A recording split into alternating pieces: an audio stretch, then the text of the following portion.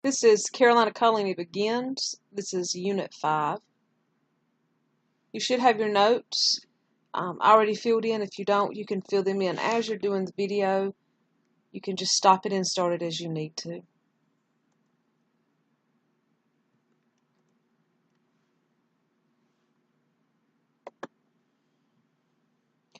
Charter is granted to create Carolina.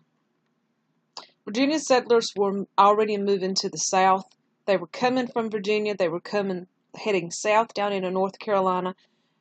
What we know as today as North Carolina. At the time, it was just called Carolina. North Carolina and South Carolina were all one colony called Carolina, and they wouldn't be separated until years later. Virginia's people had settled in Virginia prior to this. Virginia was already settled as a colony, but Virginia was becoming overcrowded. There was too many people living there. People wanted to farm. All of the farmland was taken up, and so they needed to go somewhere else. They wanted to go south because the weather was better for farming than heading north. By the time the Carolina Charter was issued, there was not a whole lot of people that were living there. There was only about 500 people living around Albemarle by the 1660s. So around the time the Carolina Charter was issued, in the area we know as Albemarle in the northeastern part of North Carolina, there was only about 500 people there. Nathaniel Batts was the first settler in Carolina Colony, first settler in the Albemarle, what was called Albemarle County. So if I ask you on a test who the first settler in North Carolina was, or who the first settler rather in Carolina Colony, you need to know it was Nathaniel Batts.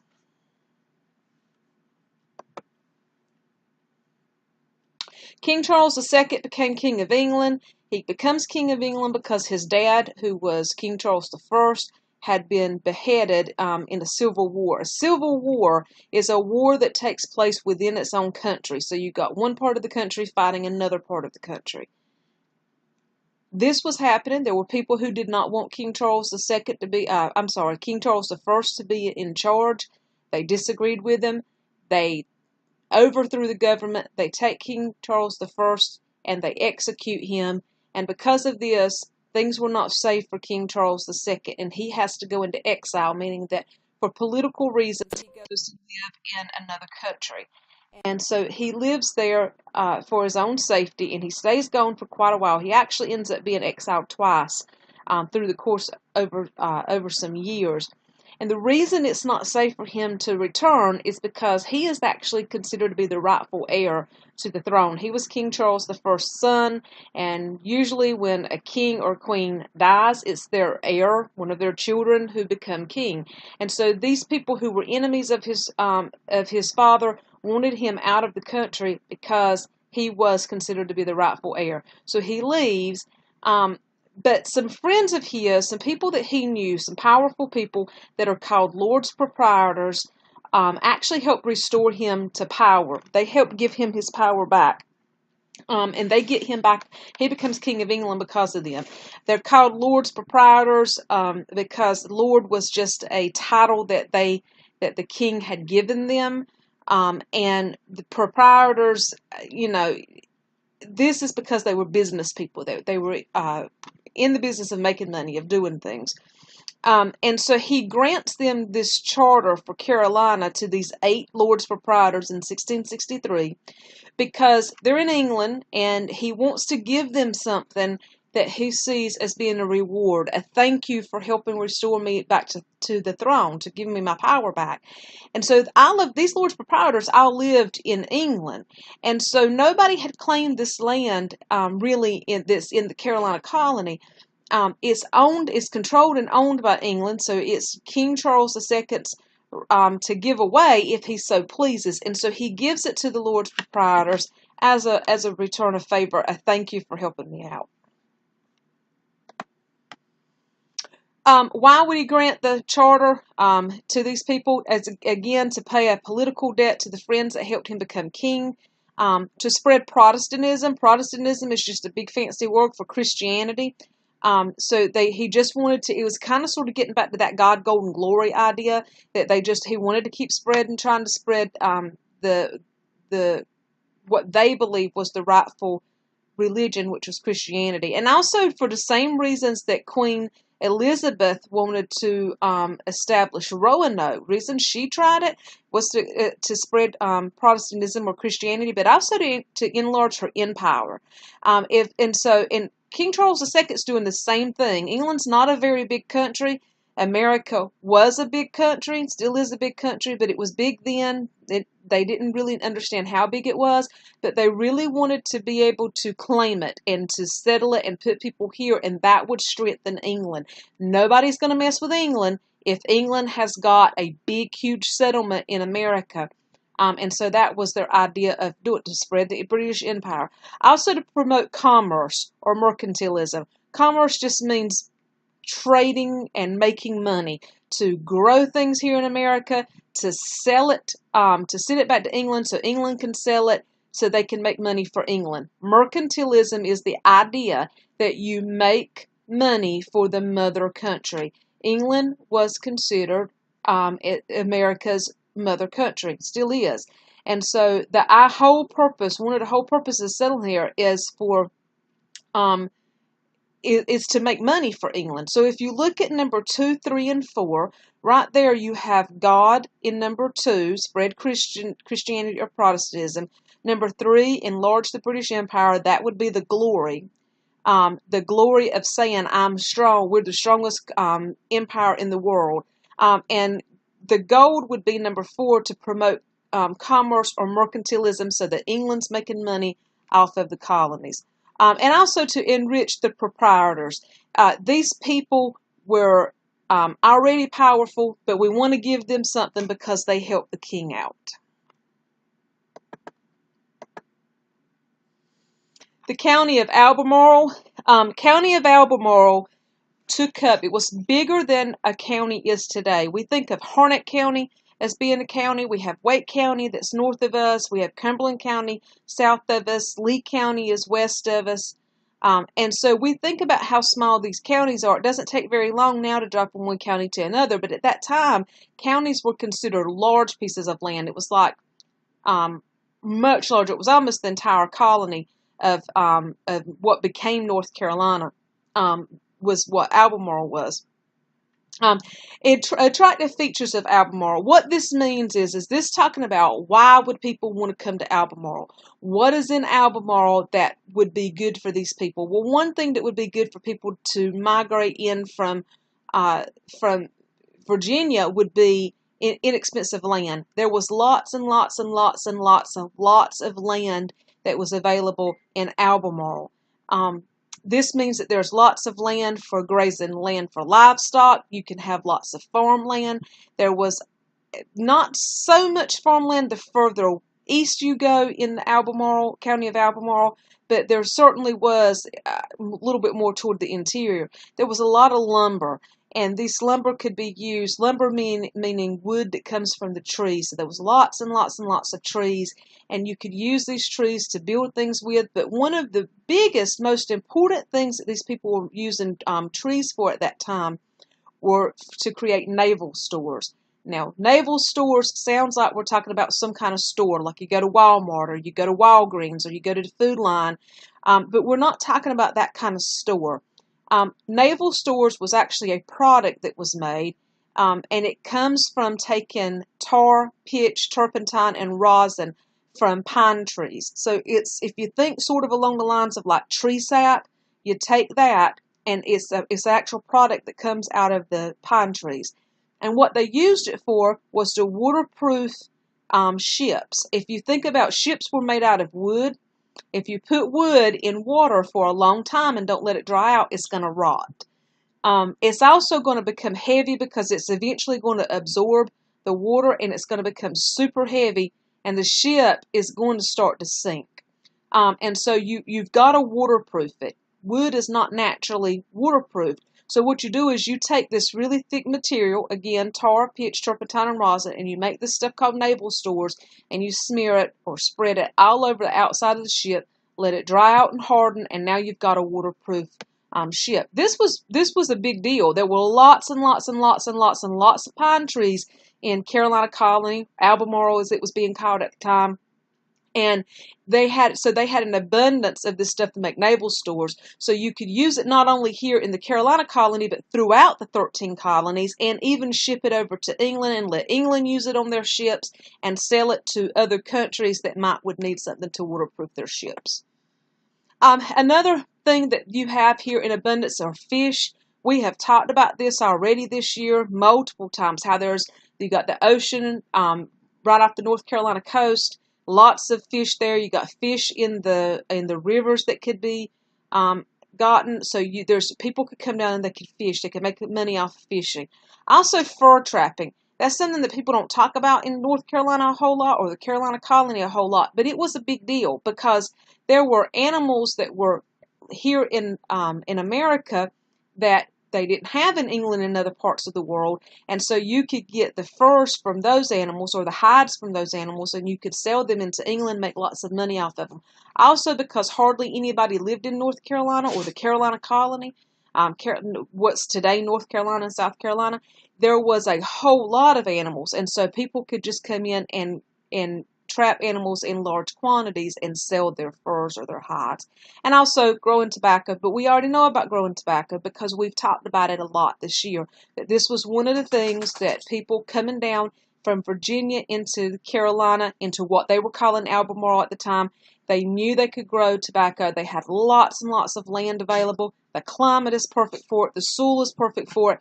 And people in England and throughout Europe really liked the tobacco that was grown here. They could not grow it there because the climate does not fit. It's too cool and damp to grow tobacco in England. It will mold, it will rot. And so they really liked it, and it could be grown here, so lots of people were coming here to grow it. Now, we just talked about some of the pros, some of the attractive features. Fancy saying it just means pros. Now let's look at some of the cons of Albemarle. What are some of the negative things about Albemarle? And again, we're talking about, when we say Albemarle, we're talking about Carolina colony. We're talking about right here in North Carolina, and a little further east toward the ocean from where we're at, because we're in central North Carolina or right in the middle. But the eastern side of North Carolina was the side that was settled first. So what were some of these problems for Albemarle? Well, there was no deep water ports. We talked about at the beginning of the year that the sounds were super shallow, and I told you guys that you were going to need to know this because it was going to come back. And this is what I'm talking about. They could not get large ships into the sounds or into the ports off the coast of North Carolina. They could not ship directly between the Carolina colony and England because they couldn't get those large ships into the ports, and you can't send small ships out across the ocean all the way to England because rough waters, the small ships can't take on the waves and it's going to sink them. And so what they ended up having to do was they would have to ship Carolina colony, Albemarle as it was being called, was having to ship their products, their tobacco, their furs, anything that they were growing that was going to be shipped to England, they would have to ship it north of here into Virginia or some other colony that could get large ships in. They're going to put it on the ships and then send it across the Atlantic Ocean to England. Because they're having to put what would be considered the middleman, so to speak, Virginia in it, you've got to pay somebody to take it there. It takes longer to get it up there. So if it's taking longer to get it to England, and you got to pay somebody. So if you're selling something, but you have to pay somebody else, then it cuts down on how much profit you're making. So this was a problem for the people in Albemarle. They could not make the money that some of the other 13 colonies were making because they could not ship directly between Carolina colony and England because of the water ports, the shallow sounds that we talked about. Another problem that they were having was there was too much tobacco being grown. A lot of people came down from Virginia and other places, even came directly from England, settled in the Carolina colony and started growing tobacco because, again, the climate was right, the land was right, opportunity was there for these people to grow this. It's just like anything else, supply and demand. When you have more supply than you have demand, it's going to cause the price of that product to drop. It's just like a new game system that comes out, or a new pair of shoes that comes out, or when the new iPhone comes out. When there's not many of them out there, they can sell them for ridiculous prices. That's why iPhone can sell their newest ones for $800, $900, $1,000 because there's not many out there and everybody wants it when it first comes out. Well, when it's been out for a little while and there's, they have them everywhere. You can get them on eBay. You can get them on Amazon. You can get them in Walmart. You can get them just about anywhere. They will drop the prices down to about $200, supply and demand. Well, the same thing was true with tobacco. Tobacco was something people could make a lot of money off of. We've already talked about how John Rolfe made a lot of money off tobacco in Jamestown. Not only did John Rolfe make a lot of money off of it, a lot of people in Jamestown made a lot of money off of tobacco. The problem was, by the time it moves down into the Carolina colony where it's a super great place for growing it, there's too many people that are coming wanting to get rich off of it too. If I see somebody doing something and they're making lots of money off of it, I want to go make that money too. People saw that you could do it in Carolina colony. You could make money off of tobacco. You could get rich off of it. So everybody's coming after it. They want the same thing. Well, before you know it, you got too many people growing tobacco and not enough people buying it over in Europe. Because you had too many people, too much tobacco. And now, people over in Europe are not going to buy your tobacco because your neighbor on the farm down the street is selling it even cheaper. So why should I buy it from you if I can go down there and buy it from them? So it drives the price of tobacco down. And another negative or con of the Albemarle region, Carolina colony, was that the Lord's proprietors would not let people buy large tracts of land. In other words, if you wanted to go buy, 100 acres of land or 500 acres of land, they were not letting you do this. And the reason they wouldn't do it was because they wanted to stay in control of it. They wanted to be the people that was selling it and making money off of it, but also charging taxes on it every year. So even though they sold it, they were still charging taxes on this money. On this land. And so they were constantly making money from it. And so they didn't want to sell large pieces of land because if any one person bought too much land or bought a whole lot of land, they would have a majority of the land. And the person who is the majority is the person who's going to be in control. And they were not going to give up control of this land. The Lord's proprietors sold it. They charged taxes on it. They governed it. They ran it. They told the people what they could and could not do on it. And so they were not going to be willing to give this up to somebody. They wanted to eliminate competition.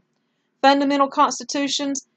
This is just a fancy way of saying they've created their first government and they're running their first government here in the Carolina colony. They give less power to elected representatives. They did not want anybody who were just regular citizens who were elected to represent them to have too much power. Lord's proprietors were not going to give that power up. They gave whoever was the governor who was in charge would be able to give more power to people who he wanted to give power to. So he got to pick it.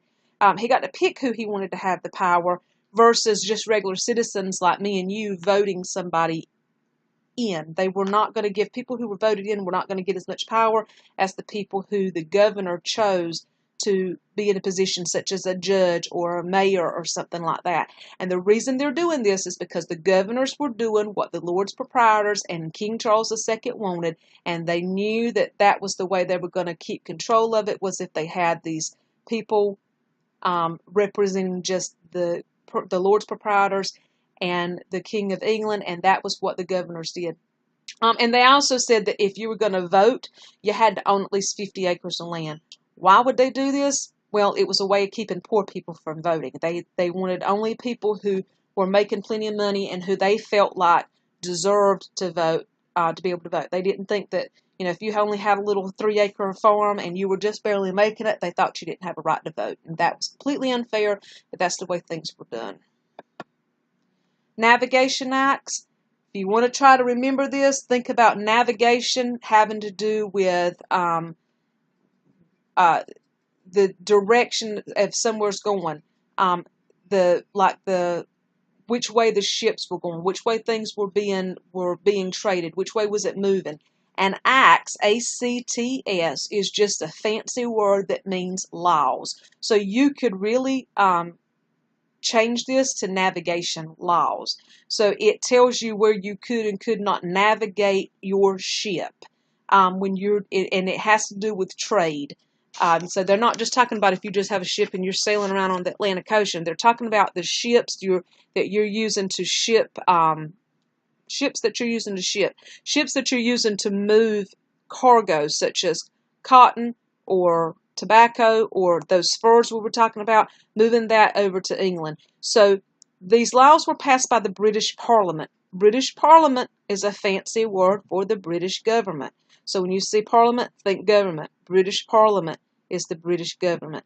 And so they passed these laws called Navigation Acts, and it ensured that colonists trade only with England. Well, why would they do this? They did this because of the idea of mercantilism. Remember, making money for the mother country. England is America's mom, and so they want to make money for England. And England is afraid that the people in the Carolina colony and the other 13 colonies are going to start trading with other countries. Maybe they'll start trading with Ireland. Maybe they'll start trading with Italy. Maybe they'll start trading with China. And if they do, then how is England going to make any money off of it?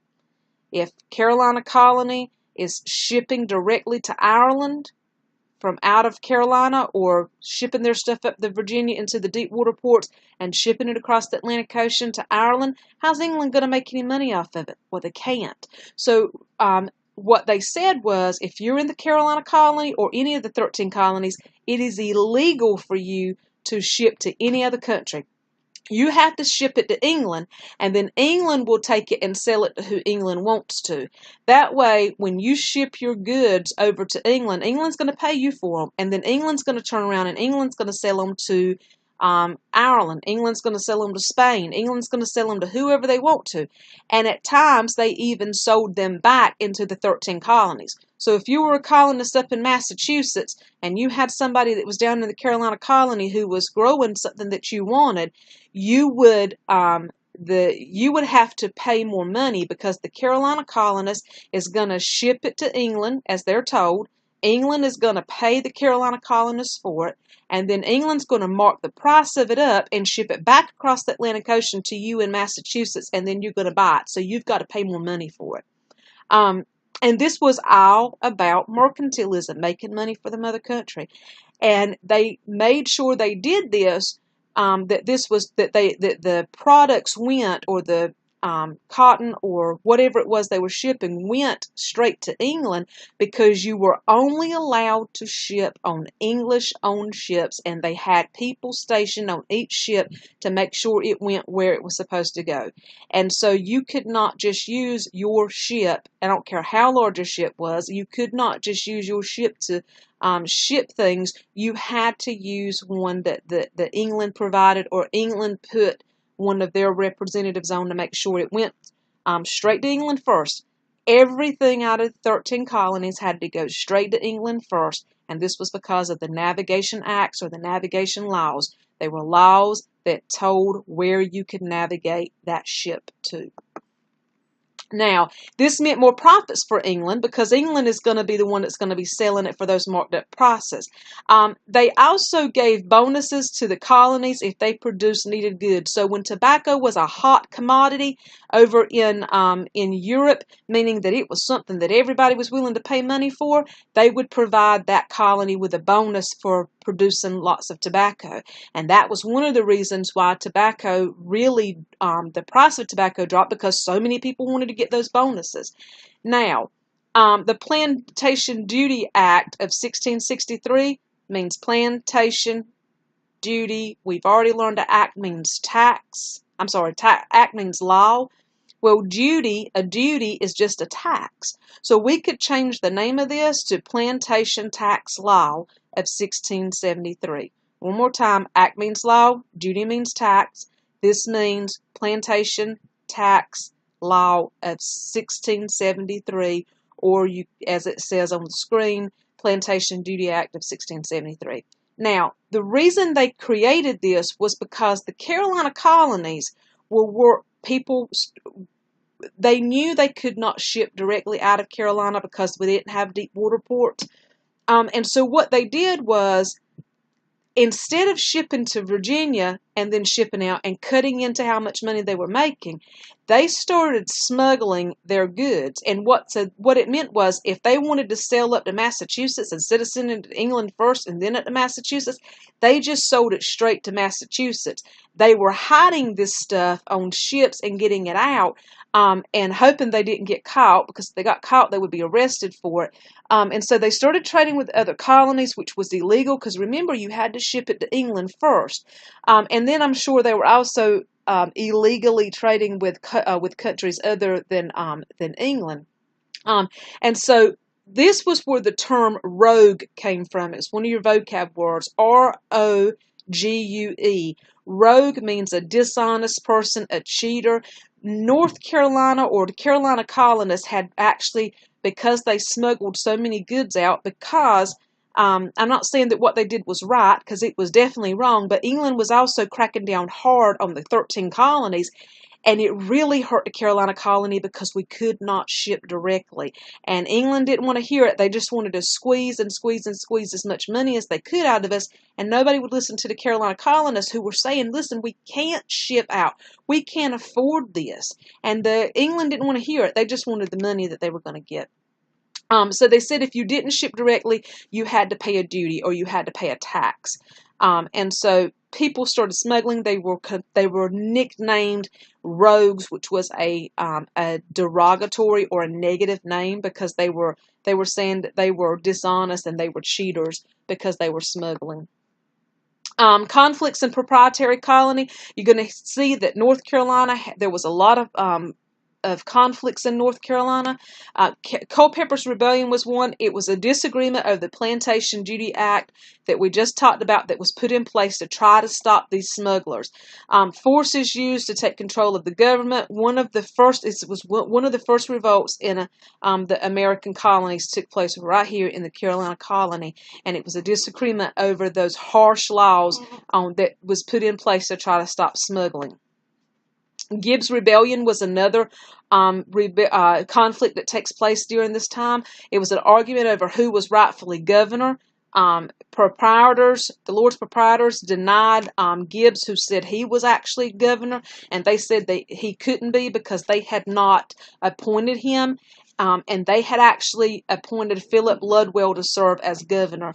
And so they end up in this fighting over who was the rightful governor. And the reason they're getting in this fighting is because the Lords Proprietors are trying to run Carolina colony all the way from England and never really even coming to the Carolina colony. And you can't control something from across an ocean like that. And so they were trying, and it just wasn't working out. And the colonists were rebelling against what the Lords Proprietors wanted. Carolina colony is split into North Carolina and South Carolina in 1710. So Carolina charter was granted in 1663, and you have and it's North Carolina and South Carolina was running as just the Carolina colony. That's 47 years later, they decide that Carolina colony is too big for one person to run to be as a governor. And so they decide they need to split it in half. And so they split it up, and you have North Carolina and South Carolina colonies are formed, and Edward Hyde is appointed to be governor of North Carolina. Just too much land to govern. Cary's Rebellion, the Vestry Act. The Vestry Act was a law that stated that if you were going to serve in political office, so if you wanted to be a governor, if you wanted to be a mayor, if you wanted to be a judge, you had to swear on the Bible when you took office. It was a ceremony that had to be performed, and that's what the Vestry Act or Vestry Law was. If you were it was kind of like when you see in the movies when people take the stand in the courtroom and they place their hand on the Bible and they promise to tell the truth, the whole truth, and nothing but the truth. Before these people could come into power or take office, they had to swear their allegiance to the King of England. They had to swear on the Bible. Well, the problem with that is, and the whole purpose was is to strengthen the Church of England. They did not make an official religion of England, so they didn't force people to follow the Church of England. but if you wanted to hold office, you had to promise that you were going to follow the Church of England. This becomes a problem because the Quakers were a group of people who were not followers of the Church of England. They were similar to like the Puritans and the Separatists who separated away and became the Pilgrims. Quakers was just another group of people who had their own religion. And they did not follow the Church of England, and they would not follow the Church of England. Quakers were really strict about their religion. And one thing they could not do was swear on a Bible. It was against their religion to swear on the Bible. Well, they did not want Quakers in power. They wanted followers of the Church of England in power. And so they created this law called Vestry Act that said you had to swear your allegiance on the Bible if you were going to take office. Well, the Quakers wanted to serve as governors, or they wanted to serve as mayors, or they wanted to serve as judges, but when it came time for the swearing-in ceremony, they could not do it because it was against their religion. So nobody told them that they could not serve as judges or governors, but they said if you're going to do it, you've got to swear your allegiance. So this kept the Quakers out of power. Thomas Carey becomes governor, and he enforced these laws against the Quakers. And it was a big argument over religion. Carey's rebellion was really over religion and trying to control who was in power. Thomas Carey ends up losing his position. He leads a revolt against Hyde, who was governor at the time, who had became governor at the time. It fails. Quakers end up losing power in Albemarle. And eventually, these notes don't get into this, but eventually Thomas Carey actually begins to defend the Quakers and does believe that the way that they were enforcing these laws against the Quakers were unfair. Now, the Tuscarora War, 1711, 1712, Tuscarora controlled the intercoastal plain. So you know where the coastal plain is at in North Carolina. It's kind of where we're at right now. And so the Tuscarora Indians were in control of this land. Nobody had settled this land except for the Native Americans. At this point in time, in 1711, people were settled on the east coast of North Carolina, but had not came to the inside, to the middle of North Carolina. And that people couldn't come west. Settlers could not come to the inland part of North Carolina because the Tuscarora Indians didn't want them there and would not let them come in. Tuscarora had complaints that the settlers were beginning to push the smaller, weaker tribes off of their land, and that probably was true. They said they were being cheated in business deals with the settlers, so if they tried to go into a business deal with them, they were being cheated. And they also said that settlers were capturing Indians and selling them into slavery. The Tuscarora and the settlers, these tensions just build and build and build, and the Tuscarora have enough because they were not a weak tribe of Native Americans. They were a super strong tribe of Native Americans, and so they end up attacking the settlers in September of 1711. The colony goes into a panic. They need some help because they're completely outnumbered, because remember, there wasn't a whole lot of people living in the area at the time.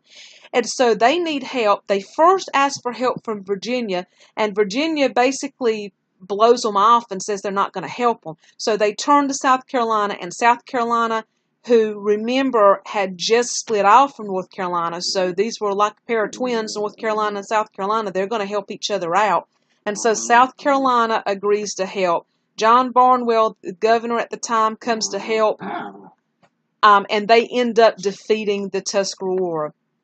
Now, so what happens when this war is finally over? The Tuscarora end up moving away. So many people of theirs died or were taken as slaves that they end up having to move away.